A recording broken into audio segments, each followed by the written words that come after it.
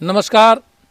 आज बड़ा सुखद संयोग है, हमारे बीच एक संयोगवश ही पूज्य राहुल जी महाराज श्री धाम वृंदावन से हमारे बीच उपस्थित हैं। और बातों बातों में चूँकि आप बड़े अच्छे कथावाचक हैं और तमाम विषयों की जानकारी आपको है, संकट मोचन महाकाव्य भी सुनाते सुनाते आपसे मैं सोचा हूँ कि थोड़ा परिचय भी हो जाए और आपका भी परिचय लिया जाए। हमारे मित्रों को अपने विषय में आप कुछ कहिए, बताइए जो आप कहना चाहते हो। जय श्री कृष्णा। जय हनुमान जी महाराज। सच्चिदानंद रूपाय विश्वोत्पत्त्यादिहेतवे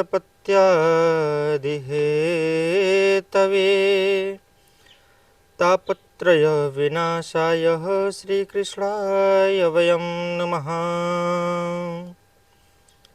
श्री कृष्णाय वयं नमः। हम सभी लोग कृष्ण को नमस्कार करते हैं, कृष्ण को प्रणाम करते हैं। और बहुत ज़्यादा दिन से बात होती थी फ़ोन पे ही, और अकस्मात आज इधर पथरजमा के क्षेत्र में हमारा आगमन हुआ और मन में यह तेज उत्पन्न हुआ कि चल करके एक बार मुलाकात किया जाए।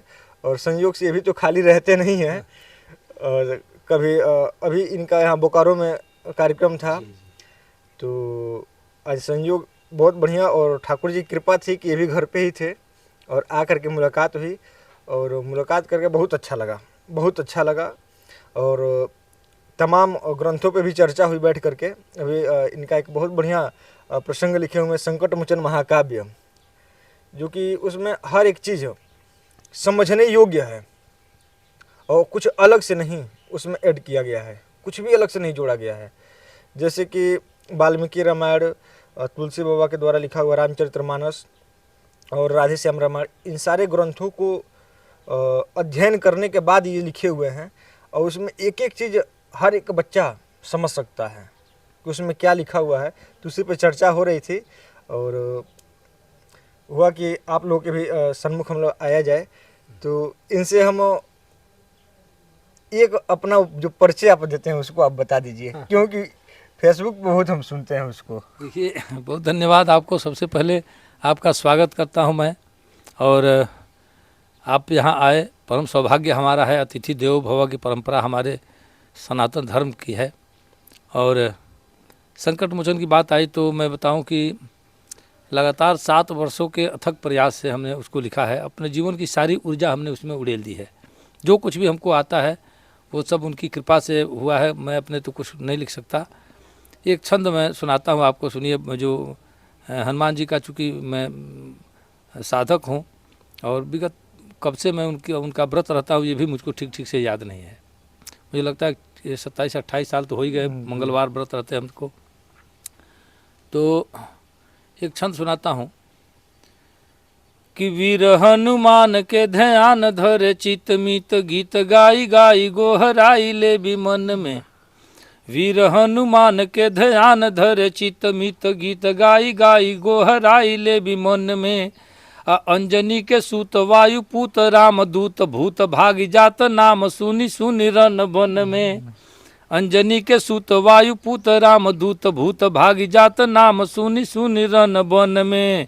अब बोल महाबल देले साधना के फल देले भक्त के विमल जल देले नयनन में। बोल महाबल देले साधना के फल देले भक्त के विमल जल देले नयनन में। असिय शोकहारी शेष के परान डारी नाथ माथ नाई प्रेमी गोहराई चरणन में। सिय शोकहारी शेष के परान डारी नाथ माथ नाई प्रेमी गोहराई चरणन में। तो उनकी कृपा से और उनकी मर्जी के अनुसार ही समझिए जो कुछ हो पाया है।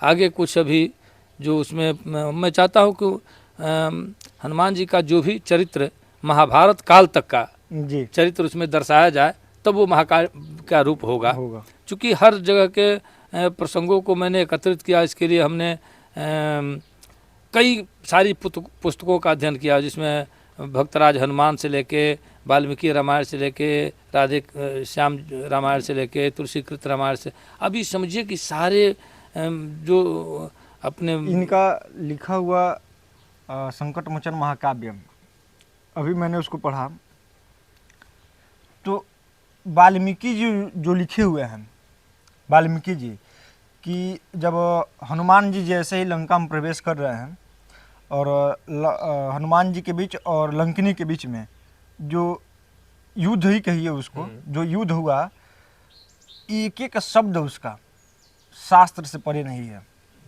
उसी से मिलता हुआ है सब। यही है उसका केवल लैंग्वेज, भाषा अलग है। उसमें लिखे हुए हैं कि हनुमान जी लंकिनी को बाएं हाथ से ही उस पर प्रहार किए, मुष्टिका। और वो चीज़ ये भी अपने संकट मोचन महाकाव्य में लिखे हुए हैं। तो ऐसे ग्रंथ, ऐसे जो भी लिखा जाए, जो भी दोहा चौपाई है, श्लोक हैं, तो वो सुनने योग्य है। और एक हमारे सामने तो और प्रश्न आया था, अभी यहीं पत्थरदमा में कथा हो रही थी, तो शिव महापुराण की कथा हो रही थी। वहाँ पे ये प्रसंग आया कि तुलसी बाबा क्यों उसको रामचरितमानस लिखे। सभी लोगों ने तो रामायण लिखा, लेकिन वो रामचरितमानस क्यों लिखे। हमने कहा रामचरितमानस की पुस्तक लीजिएगा, देखिएगा सबसे ऊपर लिखा होता है श्री, उसके बाद राम, चरित और तब मानस। मानस मतलब होता है मन, और श्री मतलब माता सीता लक्ष्मी, और राम तो मेरे प्रभु का ही नाम है, और चरित्र मतलब स्वभाव।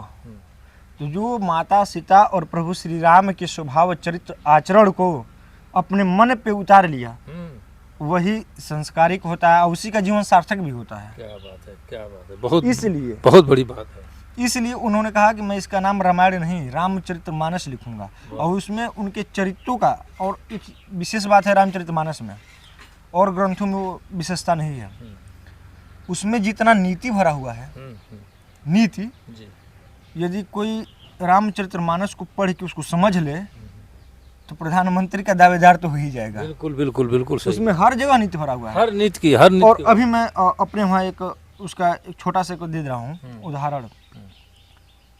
रावण का विनाश का, लंका का विनाश का कारण विभीषण। विभीषण क्योंकि वो घर से जब अलग हुए तभी विनाश हुआ लंका का। अब इसका कहाँ मिलेगा कलयुग में। एक लोगों ने हमसे, उनका नाम मैं नहीं लूँगा, समाजवादी पार्टी के हैं, हमारे पास आए तो हम कहे कि सुनिए, बीजेपी के जीतने के कारण एक ही है, हर जगह वह क्यों जीत हो रहा है और सपा का क्यों पराजय हो रहा है, उसका भी मैं रीजन बता दे रहा हूँ। क्योंकि जब आपस में ही लड़ जाएंगे लोग तो वहीं से पराजित का शुरू हो जाएगा। हाँ हाँ बिल्कुल। जिस प्रकार रावण ने अपने सगे भाई को घर से अलग कर दिया, महल से अलग कर दिया, ठीक उसी प्रकार चुनाव के समय में शिवपाल और अखिलेश जी आपस में लड़ गए और वहीं से इन लोगों का विनाश शुरू हो गया। खैर देखिए, ये मामला ये राजनीतिक हो जाएगा, क्योंकि हम लोग इस पर बिल्कुल चर्चा नहीं करते हैं जी। और हम बड़े स्वभाव के कुछ अलग आदमी हैं। हम ये चाहते हैं कि हर सबका अपने अपने हिसाब से राजनीति को इसमें नहीं तो हम केवल यह जानना चाहते हैं। अभी जो प्रसंग आपने सुनाया था मुझे बहुत अच्छा लगा। आपने कहा कि जब रावण गिरा तो उसने श्री राम से भी सवाल किया, लक्ष्मण से भी सवाल किया और विभीषण से भी किया। तो वो क्या सवाल किया, थोड़ा सा एक बार हमारे मित्रों तक पहुंचा दीजिए इस बात को। क्या जी, सवाल किया? उस समय बाण की तमाम उसके शरीर पर प्रहार हुआ था प्रभु श्री राम के द्वारा। तो तुरंत सबसे पहला प्रश्न भगवान श्री राम से करता है कि आप तो पुण्य के लिए अवतरित होते हैं, लेकिन मैं तो ब्राह्मण हूँ, हमें मार के पाप क्यों कर रहे हैं? और आप तो एक ही बाण में हमारा पूरा लंका, पूरा त्रिभुवन समाप्त कर सकते हैं, लेकिन आपको 31 बाण चलाने की जरूरत क्या पड़ेगी? बिल्कुल बिल्कुल। दूसरा प्रश्न लक्ष्मण जी से करता है। लक्ष्मण जी से करता है कि आप तो शेषनाग के अवतार हैं और आपकी पुत्री सुलोचना जो हमारे पुत्र मेघनाथ से विवाहित हुआ है, और आपको अपनी पुत्री को विधवा बनाने की क्या जरूरत पड़ गई?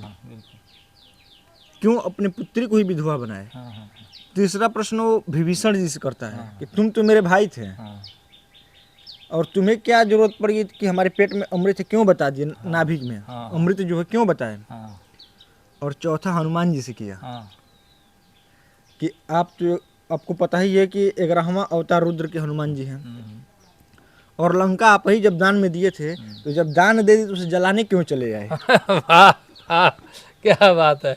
ये जो है ये प्रसंग बड़ी ही अनूठा और समझिए कि बिल्कुल अद्भुत प्रश्न है जो रावण किया था।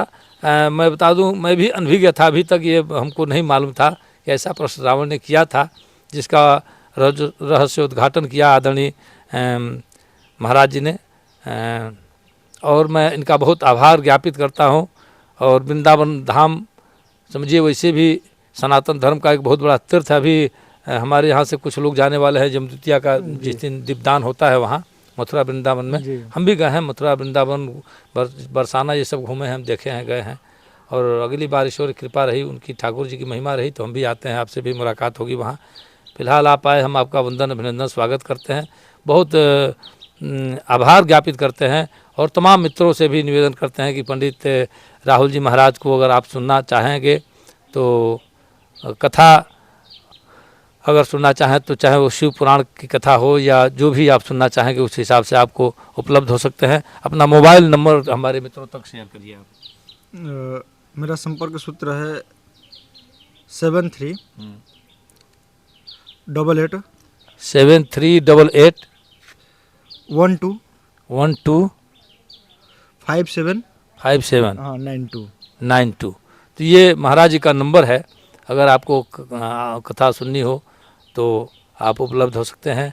और गाहे बेगाहे आप चाहेंगे तो भाषा प्रेमी सर्च करके या आप देखते रहेंगे तो हमारे नंबर से भी संपर्क करेंगे तो हम इनसे संपर्क कर लेंगे। फिलहाल आप सबका बहुत बहुत धन्यवाद करता हूँ। पंडित जी का पुनः एक बार अभिनंदन वंदन करते हुए आपसे विदा लेता हूँ। नमस्कार।